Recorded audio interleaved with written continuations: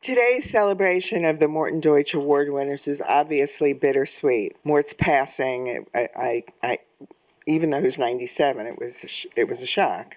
'Cause, we saw him around, and it was just last month. So we are freshly feeling the loss of a beloved member of our community, and the world lost one of the greatest social psychologists and most influential thinkers and activists of the past century.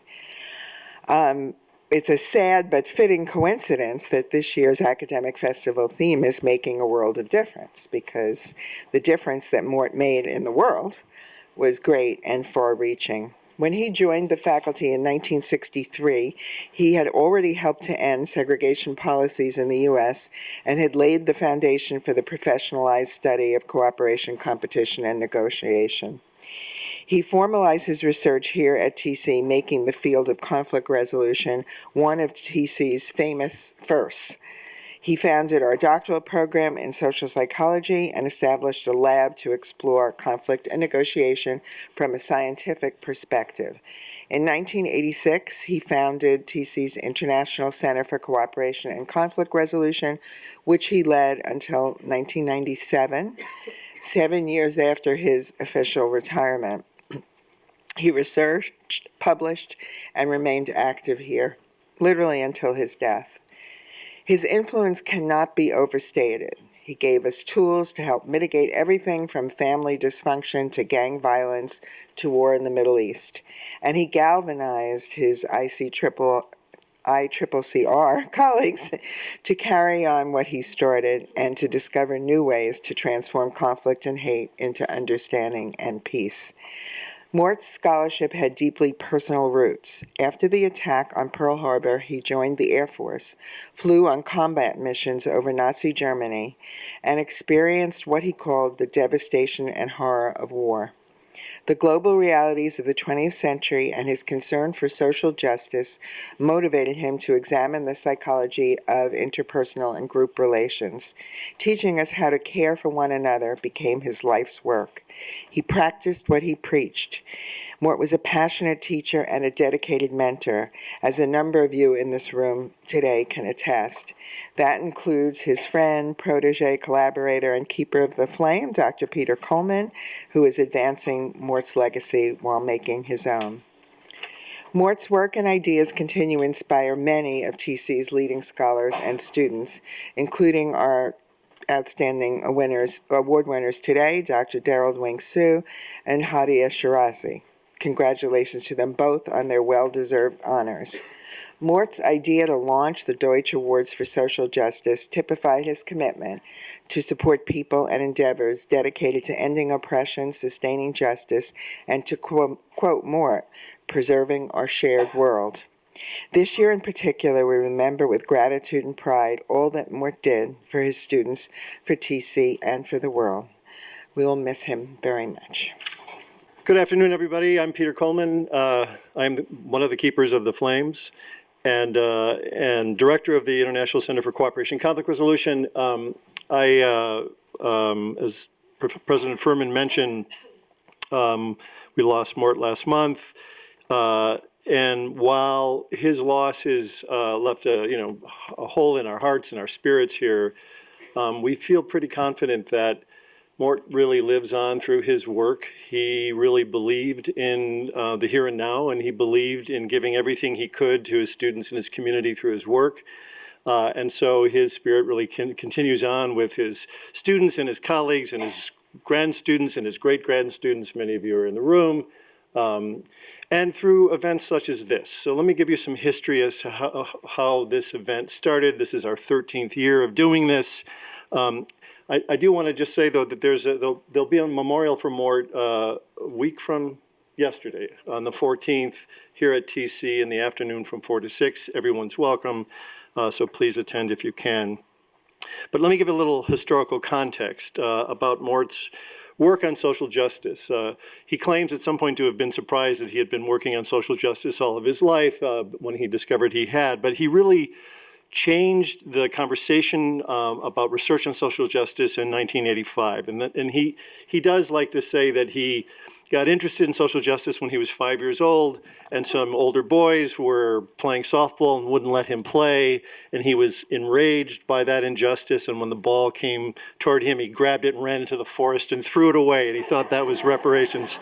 And then later, as a busboy in the Catskills, he organized the busboys to strike, and so he feels like that was the beginning of his social justice work. But it really had consequences in 1974 when he published articles such as Awakening the Sense of Injustice, and then in 75 he published an article on equity, equality, and need, and it culminated in his book in 1985 called Distributive Justice, a social psychological perspective. And that really caused some trouble in the field, because Mort, as he was known to do, took on probably the most celebrated theoretical set of ideas in the field at that time, something called equity theory, that was based on, had some underlying assumptions about capitalism that Mort wasn't particularly comfortable with, and he really sort of went after it and unpacked it and deconstructed it in a way that really stimulated the field and challenged and disoriented and infuriated many, I'm sure, but ultimately really reinvigorated the scholarship in this area. And so Mort continued to work on understanding issues of social justice, and in 2002, he was always sort of sitting in his office thinking about the next big question, and he came to a group of us and said, you know, my major concern right now is the increasing gap between the haves and the have-nots that exist in this country and around the world, and the consequences of that. And if you think about it, that is the essence of the Sanders campaign, and perhaps the Trump victory, is that kind of rage and that sort of inequality. And he wanted to sort of try to understand it more deeply, so he organized a group of us, Eric and Michelle, and probably some others, Susan Apatow, and a small group of us, to begin to think and take it seriously and look at the scholarship on it. So we spent, I think, a couple of years reading and talking, and we came away from that feeling like social science had done a really good job of describing and characterizing systems of oppression and systems of injustice. So we had a sense of the problem, the enormity of the problem, the intractability of the problem, but it didn't give us much in the way of insight into interrupting oppression or sustaining justice. Like, what do we do? Like, what are the levers? So that encouraged us to put together a small conference that had philanthropists and activists and academics and students, and we came together for 2 or 3 days in here and had conversations about that. And it was organized around a framework that, of course, Mort laid out for us in order to conceptualize interrupting oppression and sustaining justice. And out of that came many publications and some ideas and research agendas, but also came this event. We decided that we needed to provide some way to incentivize and recognize and celebrate excellent work on social justice for students and distinguished practitioners. So that's where this came from, was really his idea of trying to think carefully, systematically, and apply science to the idea of how do we change this world more constructively and in a more fair and just way. These are some of the past distinguished recipients, including Michelle Fine, who is here, who was the first recipient, Jeff Canada, Marjorie Benage, John Jost, Janos Rakowski, and Janos Zelak, who were involved in the peaceful transition of Poland to a democracy, Sister Elaine Roulet, who does extraordinary work in the prisons with families, Claude Steele, Irvin Staub, Jean Sharp, Gretchen Buchenholz, who runs the Association to Benefit Children, an extraordinary nonprofit in the city, Abigail Disney, a filmmaker and philanthropist extraordinaire. There's Susan Apatow. She's been involved all along as well. The Fortune Society, and then last year Mike Wessels, who works with child protection. And this year, Daryl Wing-Soon will join this roster. We've also had a group of the best and brightest students doing extraordinary papers. They come from all over Columbia. Daniel will describe the process a little bit, but essentially they submit papers that a panel of faculty review, and we pick the best one that has implications for interrupting oppression, sustaining justice. So that's the idea, is to try to, again, incentivize that and encourage that and then celebrate it as it occurs. So that's what our event is today.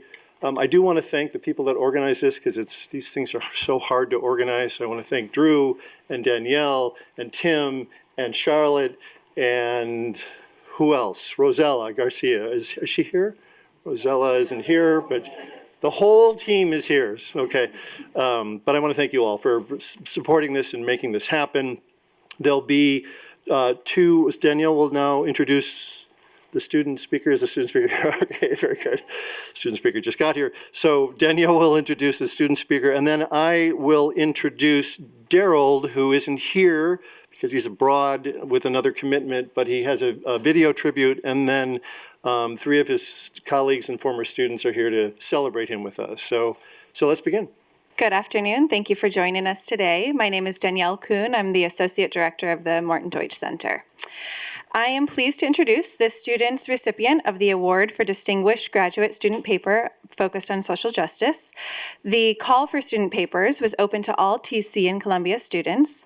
Topics for papers this year ranged from the future of Indigenous power based on the experience of Standing Rock to the social and economic inclusion of waste pickers in Khartoum to post-conflict justice and peace building. The submissions were received from a broad array of programs here at TC and Columbia: clinical psychology, negotiation and conflict resolution, international and public affairs, development practice, and sustainability management. We are grateful to our judge who dedicated her limited spare time to carefully reading, reviewing, and providing valuable feedback for all of the papers. Thank you to Claudia Cohen, an associate adjunct professor with the social organizational program here at Teachers College. She's unable to join us today, but I'll pass along her thanks. The papers were impressive, wide-ranging, and enjoyable to read. They were evaluated on a number of dimensions, including a sound analysis of the problem and existing literature, innovative recommendations or solutions, and their general contributions to scholarship, practice, and policy. The papers were reviewed anonymously, and the feedback was shared with each student. While one winner was ultimately chosen, all the students expressed their gratitude to receive constructive feedback from an impressive faculty member representing different areas of scholarship. We are pleased to continue to honor Morton Deutsch's legacy by drawing more attention to scholarly and practical work in the area of social justice through the celebration of promising student work. And our winner is Hadia Ali Shirazi. She is currently pursuing master's degrees in sustainability management and negotiation and conflict resolution here at Columbia University. She serves as an ambassador for Girl Rising, the One Campaign, and Half the Sky. She's a climate reality leader, a youth expert in the Commonwealth Youth Climate Change Network, and was a delegate in the UN ECOSOC Youth Forums, World Bank Youth Summits, and the UN Youth Assembly. She was named a global champion for women's economic empowerment by the UN Women's EmpowerWomen team, and is an SDSN Youth Local Pathways Fellow. There's more. She was invited to the inaugural United States of Women Summit by the White House Council on Women and Girls as a nominated changemaker, and was a finalist for the 2016 Forbes 30 Under 30 list. She has served on the board of the Young Women's Council of the High Water Women Foundation, was a mentor in Girls Right Now, Inc., an amplifier for Girl Be Heard, an advisory board member at Cristo Rey High School, and member of the Grants Advisory Committee of the New York Women's Foundation. Incredibly impressive, yes. Hadia's research and advocacy focuses on the intersections between sustainability, climate change, disaster risk reduction, gender, and peace and security. And now Hadia will provide an overview of her winning paper. Good afternoon, everyone. Thank you so much. Thank you, Dr. Coleman. Thank you, Danielle. It's really incredible to be here 1 year later after I wrote this paper. This time last year, I was basically living in SIPA in the library. I was locked in twice. You can ask the librarians. They know me. They know me well. This paper is actually 120 pages long. It became a book. And this was a small segment of what I discovered over about 2.5, 3 months of research, of going around the world and finding these incredible stories of women and girls. But before I start about that, I'd like to thank a few people. I'd like to thank my professor, Dr. Susan Blaustein. She's not here right now, but she created this class called Women in Cities, which essentially created a space for me to think about these issues, to think about cities that are often designed by men and were really built for men, and where women belong in these cities and what's the future of these cities. And I'd like to thank my parents. I'd like to thank my father, who woke up at 5 a.m. sometimes to drive me to the only basketball court in the city so I could practice in peace. He slept in the car sometimes outside parks. so I could play soccer during the middle of the day in 90-degree weather in Karachi, Pakistan. I'd like to thank my mother because she stood up for the right for me to play sports. And I thank my brother because he is the greatest champion that I know of girls growing up, and he was the greatest competitor that I could learn to play against. I'd like to thank my friends. I'd like to thank my teachers for supporting me and for being there for me.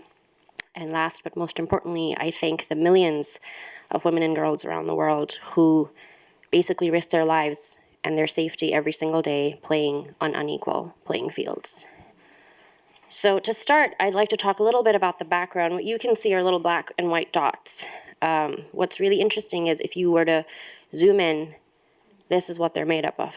This is what women back home looked like. This is what I grew up seeing. This is the view out from the boundary wall of my house where I grew up. And that's what the world outside looked like. So you can zoom in and see that's kind of what you can see. And that was the view from my bedroom.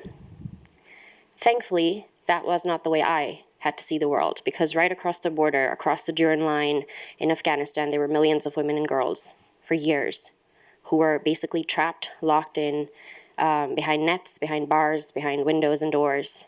And this was their worldview, and for many of them it still is. Can you imagine that being how you look at the world? So, talk a little bit about the process. I decided to define public space basically as any open space that's open to people regardless of their race, gender, ethnic background, socioeconomic class, kind of a broad definition. And I decided to really restrict it to sports arenas and these athletic facilities that are going to be sports, stadiums, anywhere where basically women and girls could train, practice, play, and also be there present as spectators. So there are two aspects. One is participating in the sport, and the other is to actually be able to watch. And so my theory really was that I believe that the reason that there's unequal access and it's not safe for women and girls to participate is because we have these historic, deep-rooted, entrenched biases within the architectures of laws, of governance systems, within countries, within societies, communities, and then also a local lack of knowledge, whether it be their own basic civic rights and broader humanitarian law. And so that 3-month journey kind of looked a little bit like this. Lots and lots of reading, a lot of public hearings, a lot of videos, a lot of interviews, essays. What was interesting was that a lot of my data requests were denied, or they were ignored, or there was actually no data because there are countries that actually don't believe in capturing this kind of data. Or as we know, even here, a lot of data was not gender disaggregated, so it wasn't very useful. So I went with what I thought was going to be most powerful: testimonies and stories of the women and girls that were impacted by these issues. So we're going to start, we're going to do a little bit of continent hopping, and we're going to start by taking a trip to my hometown, Karachi, Pakistan. Karachi has a population of 25 million. That's 3 times the size of New York, if you can imagine that. And it's very tiny, so it's very, very crowded. And as most of you might, some of you might know, but cricket is what, South Asia, we worship cricket. I grew up playing cricket. Everybody loves cricket. You really have to have a team. You can't live there without that. And women get to play cricket. But what is really, really unfortunate is that minimal freedom comes at a price. So sexual harassment is one of the biggest problems faced by female athletes back home. And one of the issues that came to light in 2013 was that 5 female cricketers lodged a complaint of sexual harassment against one of the chairmen of the local clubs, and said, that he was demanding favors in return for giving them time to play. And then suddenly, some of them retracted their reports, and others decided to testify against the players that had filed this claim. And very quickly, everybody, including some parts of the country, turned on them. And unfortunately, a few months after this complaint was rejected and denied, a 17-year-old fast bowler, she took her life. And that really brought this issue to the forefront for me, because I hadn't realized that this had become so rampant. The other very inspiring figure for me is Maria Turpakai. She actually was raised as a boy for a while. Her father decided it would be all right if he didn't really tell people that she was actually a girl. And so this young woman grew up competing in heavy lifting competitions and beating out the boys, and then she picked up a squash racket and decided, this is what I want to do. However, when she wanted to enroll in the academy, she had to provide a birth certificate, and that's when they figured out that she was a girl. And immediately death threats ensued.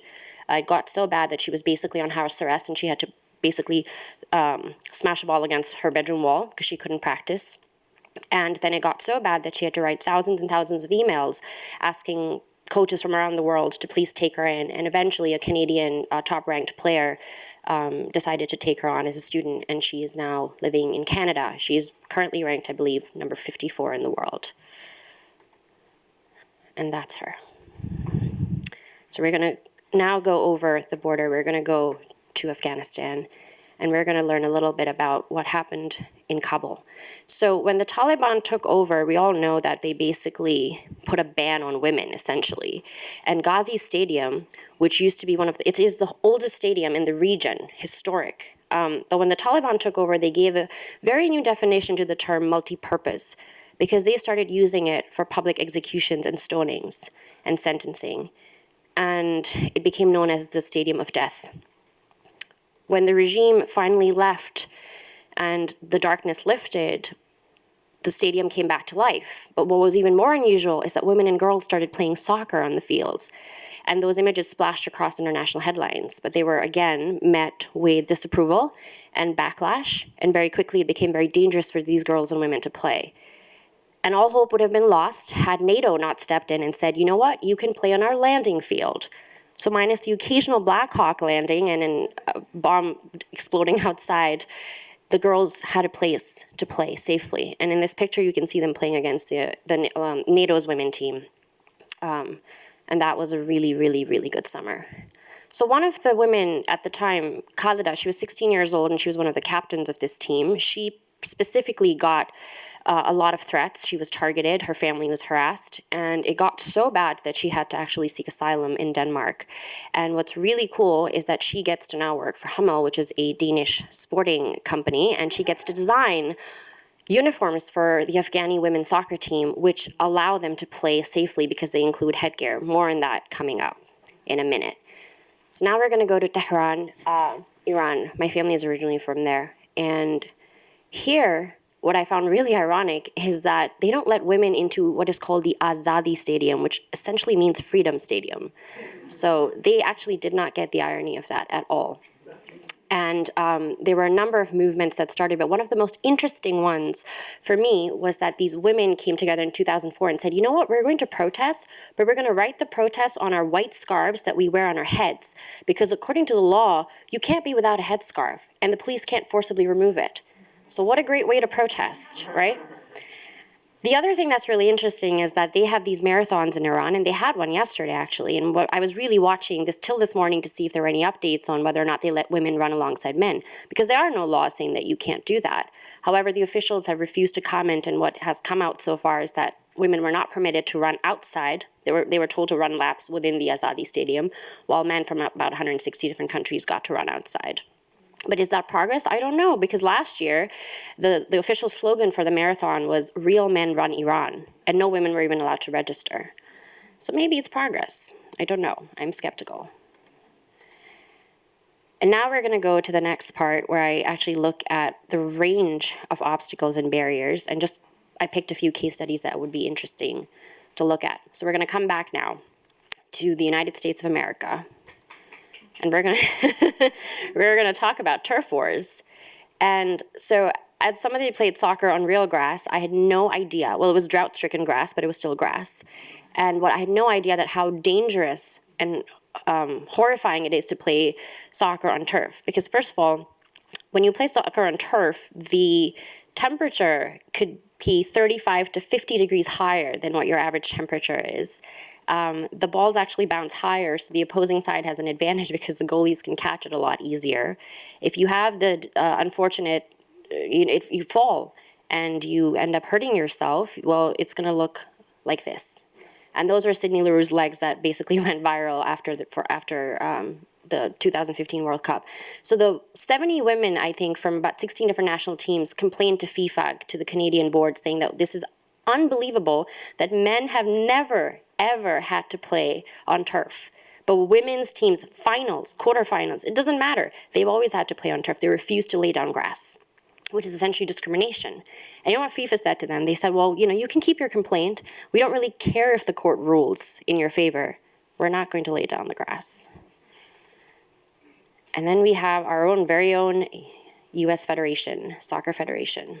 So let's see what is happening here. Men always fly business class, women always fly coach. Wait for it. You get 2 million, all of them, 2 million for winning, and for losing, you get 9 million. And that doesn't even count what actually ends up happening to their base salaries. I have a lot of data on it. We don't have the time to go into it, but it is horrifying that you are basically making the choice to be poor if you want to be a female soccer player in America, unless you make it really, really big and you stick it out for 10, 15 years, have no injuries, and just are lucky. Now we're going to talk about the hijab bans. So this is a picture of the Iranian women's team crying as they walked off the field because a Bahraini FIFA official had told them that they were banned and they had basically lost the match because they refused to take off their headscarves. Because FIFA has a rule from their 2010-2011 rule book that says that religious headgear was not permitted. And secondly, any kind of equipment that might pose a threat or danger to other athletes is not permitted. And for some reason, I mean, so like FIFA has been around for a really long time, right? They've been around. We've been having these World Cup matches since 1991. And it's a question to ask would be like, well, what are you basing this on? Have you done a test? Have you done a trial? Have you checked this out? Surprisingly enough, no.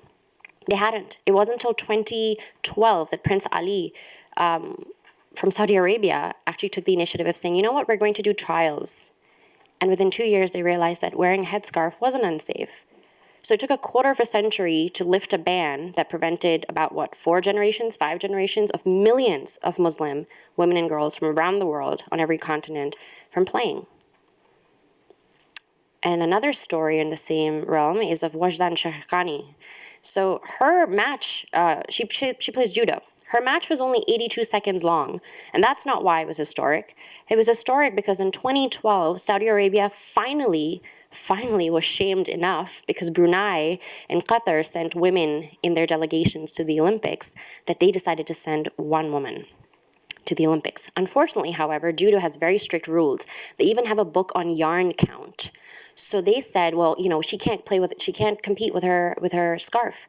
And it wasn't until minutes before her match that she actually even knew that she could play. So obviously it was nerve-wracking.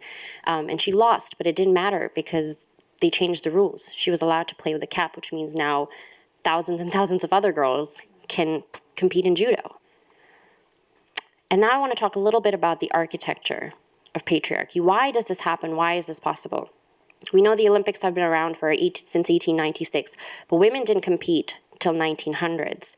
And as I just mentioned, that it wasn't until 2012 that every single country had sent a delegate.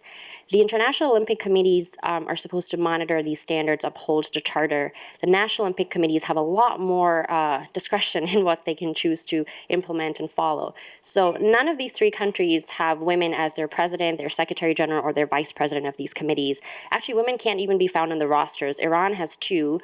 I'm not really sure if they're real people because there's no descriptions of who they are under them. What's even more shocking is that FIFA has always had men running at president, vice president, secretary general. They've had multiple scandals, and usually it's after like the 5th scandal they'll appoint a woman because they're like, all right, well, I guess we might as well try this. But here's my question. Can you imagine that having no diversity on a panel of people that make the laws for a sport means that you're never going to have people thinking about, well, what is it like for a Muslim girl to play soccer? And that could have been resolved had we had that diversity. And what's even more not ironic for me is that this was 3 weeks ago. So I guess you can spot the missing girl, right? Because 13 men on the girls' council, and that's symbolic of like what the problem is. And so very quickly, we have a number of laws, we have a number of treaties, we have a number of agreements that these countries are parties to, but it doesn't mean anything because they're not enforced, because nobody's writing amicus brief after amicus brief going after them. There is no public pressure. There is no outrage. So there's 2 quick examples. We have this concept, there's sports for equality and sports for peace, because there's this idea that you can use sports as a unifying factor in communities that are coming out of conflict. And you can always also use it as a tool for raising awareness about inequality. And in Afghanistan, they're doing that through the Afghan Women's Network. 92 NGOs are actually encouraging girls to play in sports, take on leadership roles. In Rwanda, they're training girls to become referees. And also in Rwanda, they're doing this really amazing initiative. They're bringing Hutu and Tutsi girls together to play.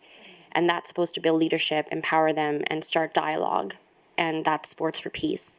And lastly, I just wanted to say that, I find that I was there when the Sustainable Development Goals were passed. I watched that entire process happen from start to finish that summer. And there is a paragraph, 37, that talks about the importance of sports as a tool for facilitating peace and empowerment, inclusion, etc. And we have all these goals that are interconnected and would make this possible. But really, what is the incentive to implement it? That was the question that I was left with, and I'm still left with. So next steps for me is I would love to be able to continue this research. I came across over 250 case studies. I had to pick about 25 for my paper. I showed you maybe like 7. But I just want you to think about these stories and think about what our world could look like, what it could be like if you had freedom. And honestly, in living in a country where it was a land of closed windows and closed doors and closed minds, sometimes the only freedom I had was sports. So this work matters. It really, really does. And I thank you so much for recognizing their voices and their stories and helping me tell their story.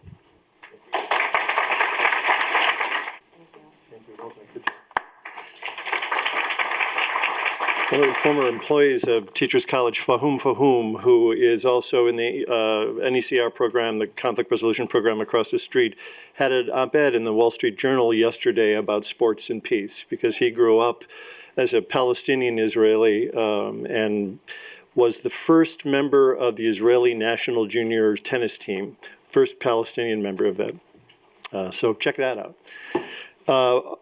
Okay, so I want to introduce Daryl Wing Sue as this year's recipient of the Distinguished Scholar Practitioner Award. Daryl has been my colleague here for as long as I've been here, but I think I first met him face-to-face at an APA, American Psychological Association meeting about 20 years ago.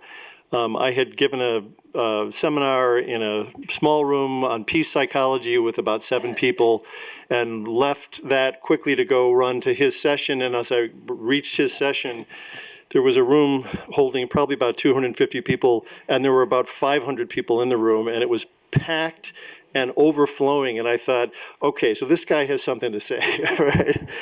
And I was right. He has been one of the most extraordinary pioneers in the field of multicultural psychology, particularly his work on microaggression theory, but other work as well in the psychology of racial dialogues and multicultural counseling and therapy and the psychology of racism and anti-racism. He's a professor here of psychology and education in the Department of Counseling and Clinical Psychology, author of over 150 publications, 19 books, numerous media productions.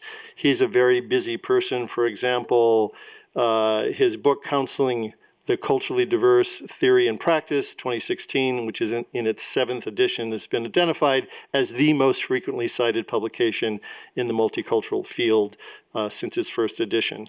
So he is an extraordinary colleague. And we, as I said, he's traveling today, and he was really thrilled to be nominated and really disappointed not to be here. So we have to live with that ambivalence. But I believe we have a video of him, right? Someone? Yes. That will play, which is an interview I think that Laura did with him. So we'll have a few moments of that, and then then Laura Smith and some of Daryl's former students will speak to his impact on them. So congratulations on winning Thank the you. Social Justice Award from the International Center for Cooperation and Conflict Resolution. Thank you. I'm really quite pleased and honored, Laura, and I really regret that I'm unable to be there in person to accept this award, especially since I respect so much the work of Morton Deutsch in terms of the work that he has done in terms of intergroup conflict. Much of what he does really is a background for my own work in terms of social justice. Speaking of your own work, maybe you could say a few words about sort of what led you to the point that you're at in your work. Yes, you know, early on in my career, what I did was a lot of work on multicultural counseling and therapy, especially in the area of cultural competence. And in my early work, I noticed that almost all theories of counseling and psychotherapy were Western European in orientation. And while it was meant to liberate and free and help, for example, clients of color, oftentimes therapy was quite oppressive for them. And as a result, I began to try to explore culture-bound, class-bound, and linguistic factors that served as barriers to what I considered to be effective multicultural counseling.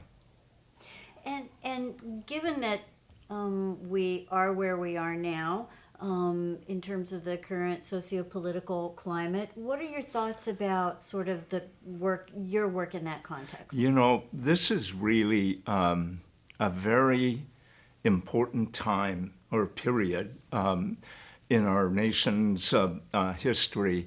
What I'm going to say may be disturbing or offensive to other people about the current political state, especially since I think that when you talk about social justice, you're talking about equal access and opportunities, and social justice is not value neutral.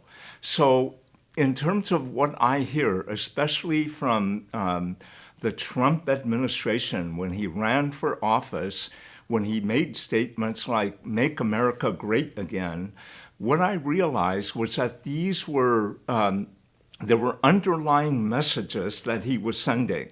One of the messages was that make America white again. Make America a period of time in which women knew their place. Make America again a time in which marriage was between a man and a woman, in which LGBTQ individuals were considered abnormal, as we in the mental health field know that DSM tended to classify being gay as a mental disorder. Those are the things that I hear going on, and I oftentimes ask myself, why is this happening at this particular time? And my understanding is that this huge pushback that is going on is a reaction against multiculturalism. A reaction against the changing demographics of our nation and society, and that there are certain segments in our population that feels that a way of life is ending, and they are pushing back hard against this. And a lot of times people tell me that they're very depressed and upset with what's going on. They feel powerless, and I try to communicate to them the reason why they're pushing back so hard is that they fear us. They fear the changes that have occurred, and with fear, there is an indication that we have power to continue on this important journey. And I see this journey really as that of social justice. And you've contributed to social justice work in psychology and education in so many ways. One of the things that you're best known for is your work on microaggressions, a concept that has important implications for psychology and for education and for public policy and other areas. Could you talk a little bit about microaggressions and some of the implications? Yeah, first of all, I want to say that I was not the one who coined the term microaggressions. This was coined by Chester Pierce, an African-American psychiatrist at Harvard University. He did original studies in the 1970s that were relatively ignored, I believe. In fact, he was a subject, his work, of microaggressions in itself, in which they felt they were unimportant.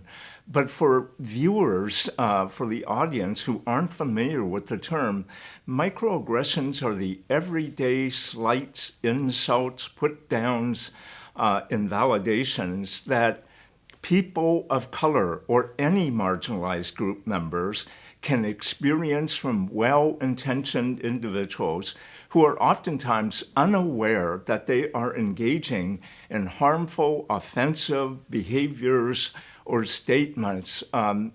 We found in our study that oftentimes there are people who downplay the importance of microaggressions.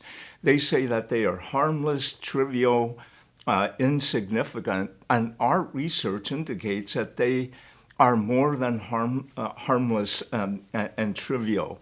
In fact, Maya Angelou, who passed in, I think, 2014, is fond about talking. She didn't use the term microaggressions, but she compared that concept to little murders as opposed to the grand execution. The grand execution being the work of white supremacists, hate crimes. But when she talked about the little murders, she's talking about the everyday indignities that people of color experience from people. And it is what she calls death by 1,000 cuts. And a lot of times when I talk and do research on microaggressions, my colleague call it or label it micro-nonsense, that they're insignificant, that they are no different from the everyday incivilities or rudeness that even, let's say, someone with power and privilege, like white men, might experience from a rude clerk. Our studies indicate that race-based microaggressions, gender-based, disability-based microaggressions are many times more harmful. And our studies indicate the reason why. One of them is that microaggressions occur to marginalized group members from the moment of birth until they die, from the time they awake in the morning until they go to bed, and that microaggressions are cumulative, and any one can represent the straw that breaks a camel's back. That's what we're finding. Plus, microaggressions are symbolize past historic injustices that many of those with power and privilege don't have. For people of color, it symbolizes the incarceration of Japanese Americans, the enslavement of blacks from Africa, the taking away of land of the indigenous people of this country. And it's very similar to almost telling people that's happened in the past. It doesn't matter.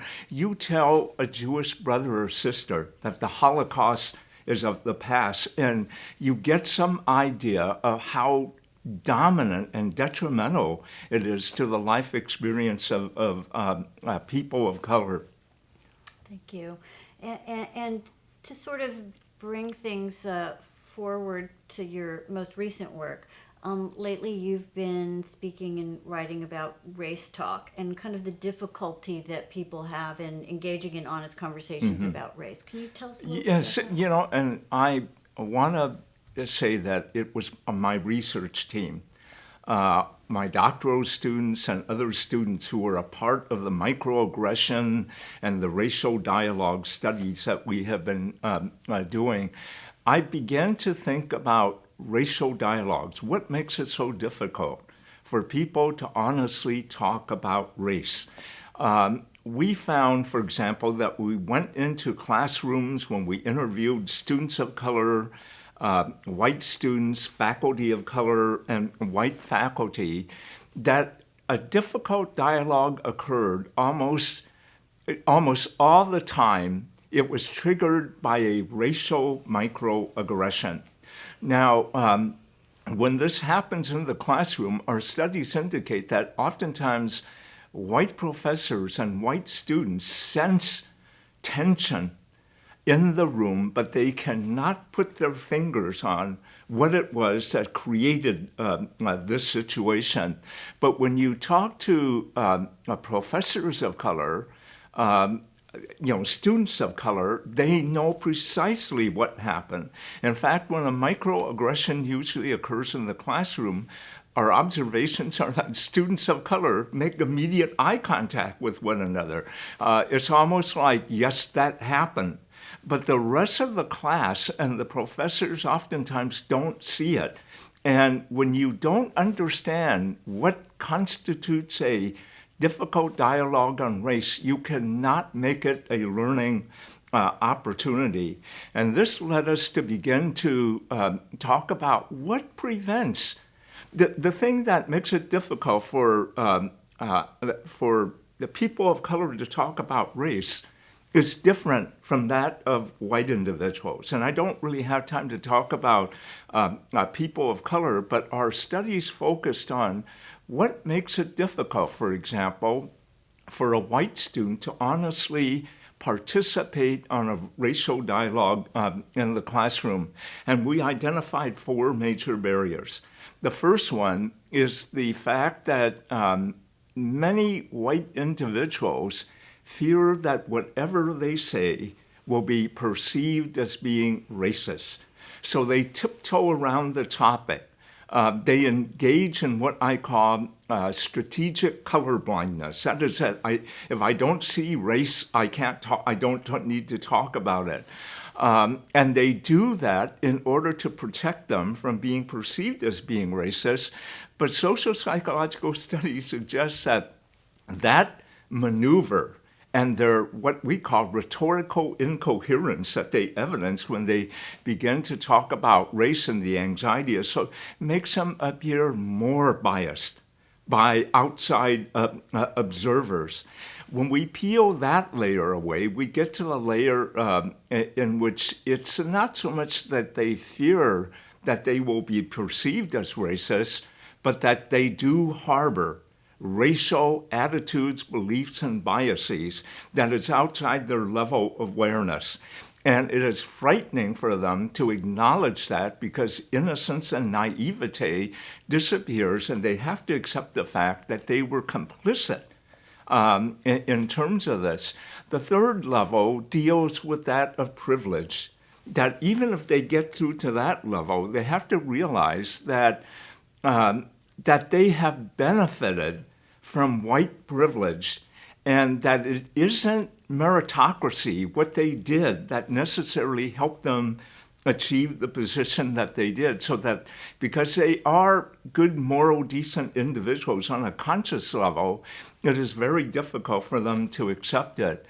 And the last level that our studies indicate was that even if we bring trainees to the point of being non-racist, that is not enough. The fourth level, the greatest challenge that we find, is to become anti-racist, anti-heterosexist, anti-sexist. There is a difference between awareness and taking action. And that is where we began to study what you have researched, which is white allies. What prevents people from becoming white allies?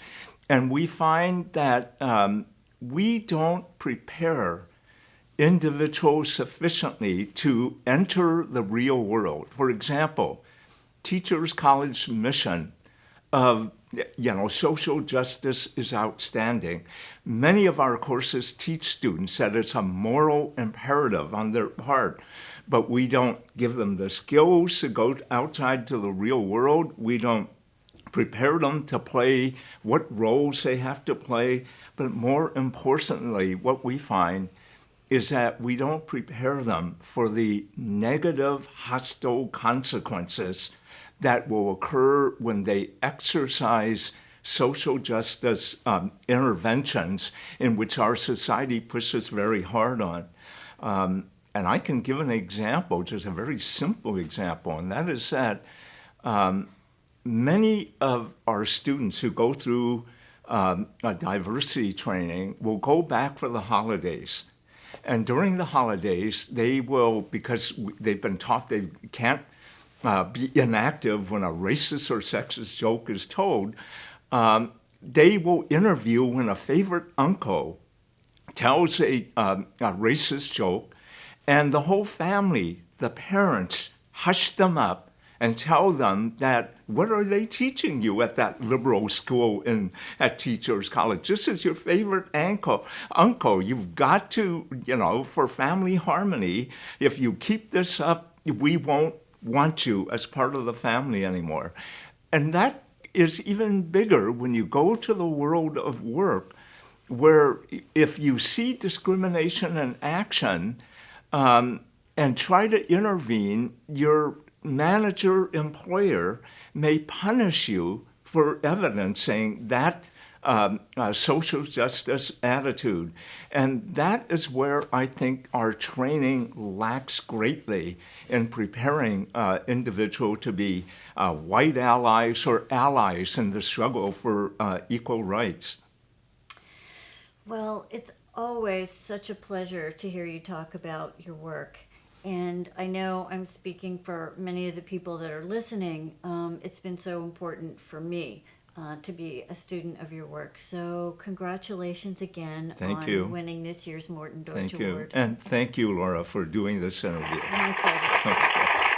So that gives you a sense of the passion and intellectual energy that Daryl brings to this important work, to thinking about it systematically, to doing systematic research, and to asking these sort of big questions.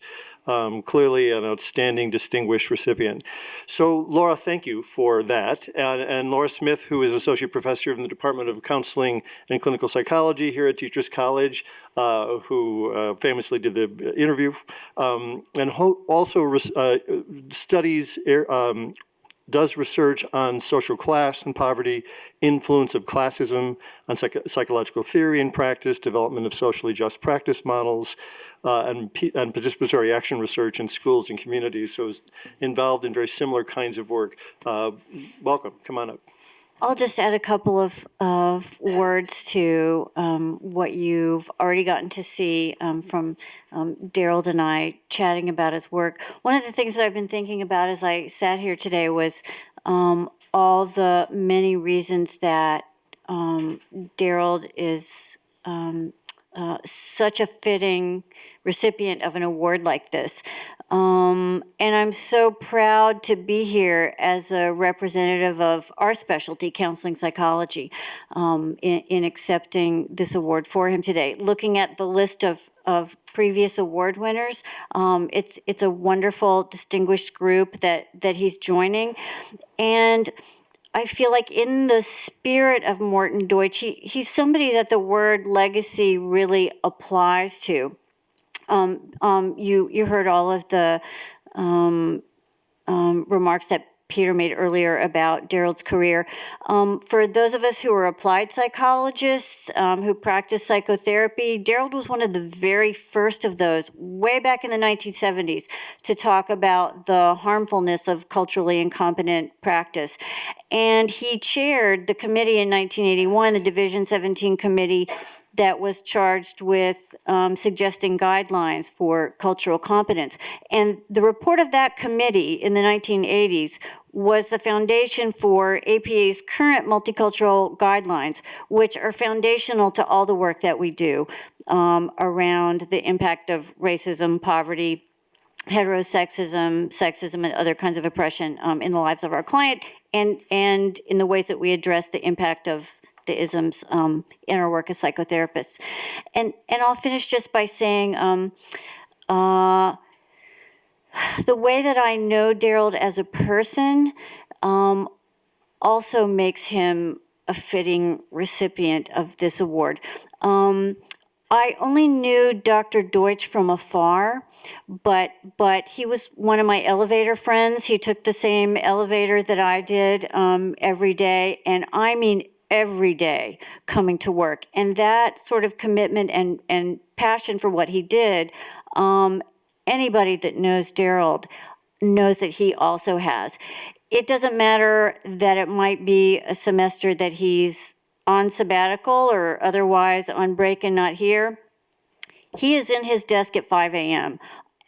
at the latest, and really has been a wonderful kind of model for me of what life and work can be when what you care about deeply isn't separate from the way that you want to just live your life as a person.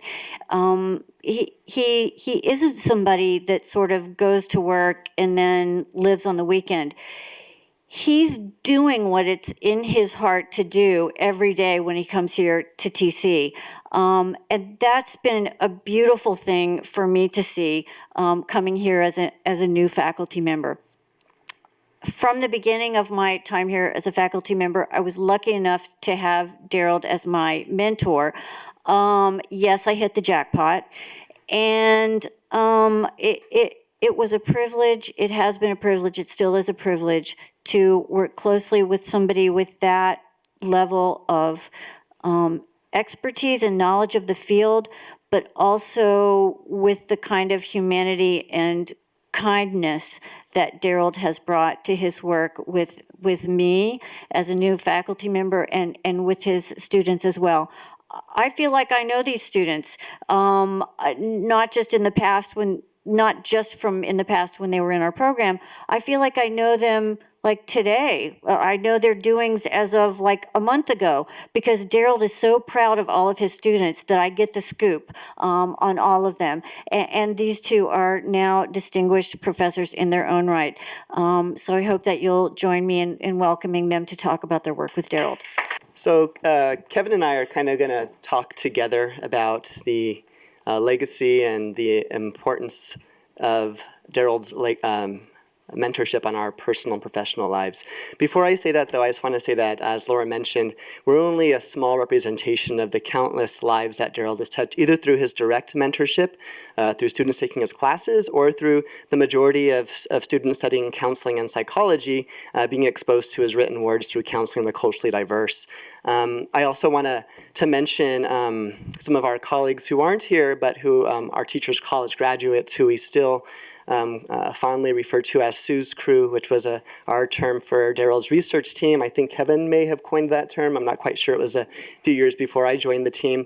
But Gina Torino, Christina Capitalupo, Angela Kim, Nicole Jackson, Rachel Kim, Sue Kim, Shantae Williams, Annie Lynn. Those were the people that I kind of joined the team with, along with Kevin Nadal, whose work really has inspired me. And I'm just going to touch upon 3 areas that really exemplify the extraordinary impact Daryl has had on my personal and professional life. The first has to do with just representation. I'm from Wyoming originally, a rural state. Who's been to Wyoming in here? Yeah. Oh, well, that's quite a bit. Wow, very surprised. That's more than I usually get. But growing up in Wyoming, growing up as a first-generation college-going student from a low-income background, growing up Latino and growing up gay, I didn't have a lot of representations of various people doing well in careers outside of service industries. And along the way, I was thankful to have had educational experiences that helped to kind of shift that for me, but it really was working with Daryl. That's why I came to Teachers College, quite frankly. It was kind of work with Daryl or not go on for a doctoral degree. So I'm really blessed that I got in and was matched with Daryl, but the representation of just him being another man of color meant the world to me. If you're familiar with the statistics of faculty racial-wise in the academy, only 5% of faculty represent Latino, Latina, Latinx experiences. And so for me, even being accepted into Teachers College, joining the academy as a professor was something that I still did not quite fully think or believed was for me. But working with Daryl for those 6 years, just having another man of color as that representation of what it could be like to be a person of color in academia really did change the world for me, and has really changed the world for me for the best in terms of being a professor currently.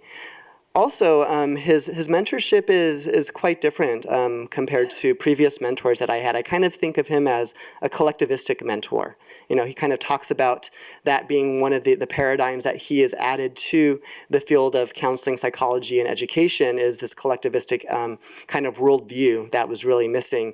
And that's really who he is. An example would be me going to the American Psychological Association convention. And to this day, he will still grab me and pull me if I see him at a reception and introduce me to other people, because he still has that care and interest in my development. We still work collaboratively on writing and other endeavors to this very day, and it's because he really values not only his own personal legacy, but he values kind of all of us that he has mentored through the years as kind of extensions of his legacy. He would probably never say that. That's probably something that he does not think, that he isn't thinking of consciously.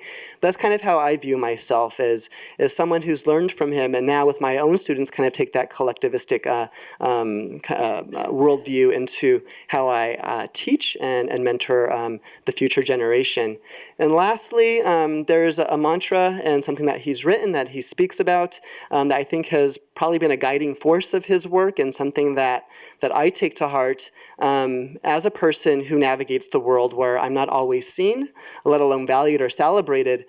He has a way of kind of saying that the reason why we do this work is to make the invisible visible, right? To make these experiences that have been excluded, to help me personally as somebody who is navigating an academic system that was not created for me at all by any means, but to help me to do it successfully, is to help make these invisible isms, microaggressions, sexism, heterosexism, etc., visible, so that the world can see what's really going on at the heart of it.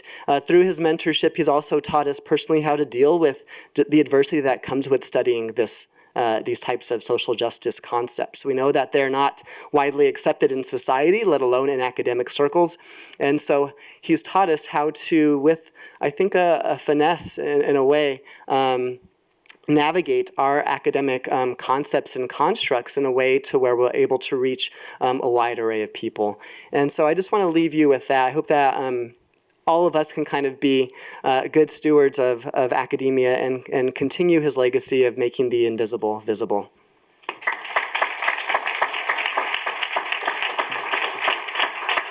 So I also want to echo a lot of what David mentioned in terms of Daryl just being an outstanding mentor. One of the things that I think is really important for me to say is that Daryl is a mentor who forces you to model what he does without necessarily telling you what he thinks you should do. He's someone who I describe as my second Asian American father, because not only is he my academic father, but he's somebody who really looks out for me and guides me in ways that I never knew that an academic mentor could. I first learned of Daryl's work when I was an undergraduate student, and I read what was then called Counseling the Culturally Different, which later became Counseling the Culturally Diverse. And similarly to what David spoke of, it really was my first introduction to knowing that multicultural psychology was a valid science, that it was something that we should be talking about, as something that was worthwhile, was something that really spoke to my experiences. I read his multicultural competence models, and later his Asian American racial identity models, and I thought to myself, wow, we could study ourselves? This is amazing. Up until that point, I thought that the point of being a student was to fit in instead of trying to contribute to your own experiences to the field.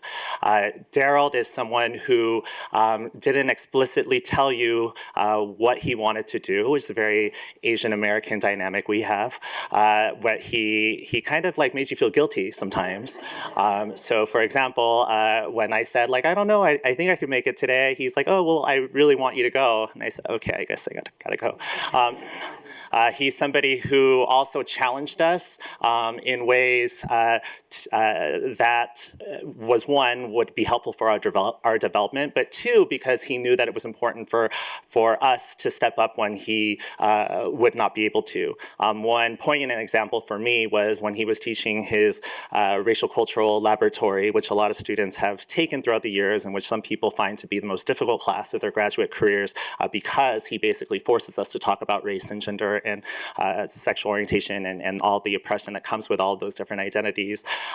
But students would get mad at us, his TAs, because we would challenge them. Oftentimes he would say, I would say, Dr. Su, can you like intervene? He's like, no, that's fine. I like them being mad at you, not at me. And so while that was like kind of like frustrating or annoying at times, it was also a really good practice because I had to be able to be comfortable with ambiguity, to be comfortable with people being mad at you for no reason. I had to be comfortable with people's anger towards you when you're just trying to preach social justice. I finally want to just say that Daryl is somebody who is a pioneer. He founded the Asian American Psychological Association in 1972, and I'm crying because it's such an honor to know that he started this organization because he wanted Asian American psychologists to feel supported and to have a network of people across the United States who are like them and who study and practice those areas of interest. I now am the president of the Asian American Psychological Association.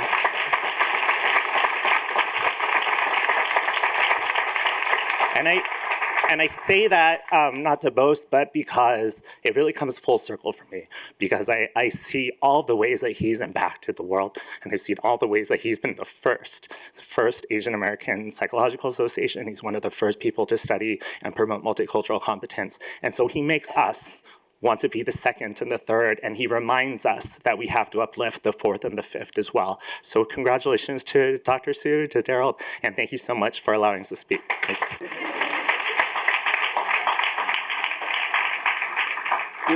You have to come up and